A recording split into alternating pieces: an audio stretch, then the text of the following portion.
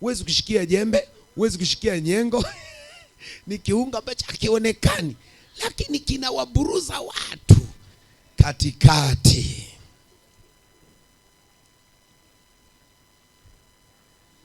Tuna divine katikati pamefanya nini? Samson, nipe mic.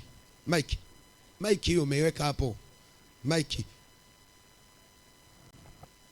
Mimi nipo tofauti na tunapo device tunapoendelea kuzungumzia. Tunataka tofauti. Nataka niweke tofauti kwa sababu ya kiungo hiki. Kwa namna ya kutokizungumzia tu hakistahili. Alafu pia yani dhambi yake kwa namna yani kwa namna tu hata kukizungumzia hakistahili.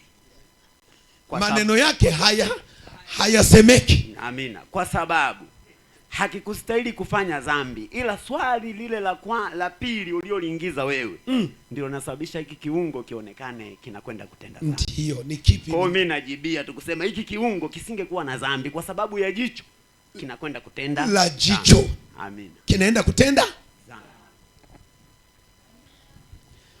Namuona Subi pale. Mpe Subi. Leo kumechangamka, mgeni nikisikia amina za watu hapa. Tunataka tumpole shetani nafsi zetu. Sema amina. Bwana Yesu asifiwe. Amina mtumishi. Mimi wangu kabisa naona dhambi ya kwanza ni macho. Ya pili ni moyo. Kwa sababu gani? Macho yanatazama. Alafu viungo vyote vimebeba na moyo. Kwa sababu hamna dhambi mtu anaifanya ghafla. Nitaona pia nitaingiza kwenye moyo. Nitaanza kufikiri. Iwe mguu, uwe mdomo, liwe sikio, yaani viungo vyote vimebeba na hivi vitu viwili, macho na moyo. Kwa sababu moyo nitaanza kulitafakari lile swala. Kuwe kuiba, kuwe kuzini, iwe dhambi ya aina yoyote, lazima niijaji kwenye serikali ya moyo wangu.